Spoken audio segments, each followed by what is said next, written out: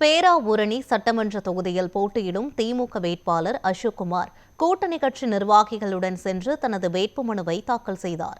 சட்டமன்ற தேர்தல் நடைபெறவுள்ள நிலையில் தஞ்சாவூர் மாவட்டம் பேராவூரணி தொகுதியில் போட்டியிடும் திமுக வேட்பாளர் அசோக்குமார் அம்பேத்கர், பெரியார், அண்ணா உள்ளிட்ட தலைவர்களின் சிலைக்கு மாலை அணிவித்து மரியாதை செலுத்தினார்.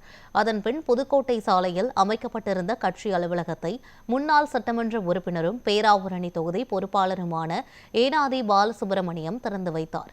இதையடுத்து திமுக, காங்கிரஸ், மதிமுக, தேமுதிக, விசிக உள்ளிட்ட கூட்டணி கட்சி நிர்வாகிகள் மற்றும் தொண்டர்களுடன் ஊர்வலமாக சென்ற திமுக வேட்பாளர் அசோக்குமார் தேர்தல் நடத்தும் அலுவலர் கலியமூர்த்தியிடம் தனது வேட்புமனுவை தாக்கல் செய்தார்.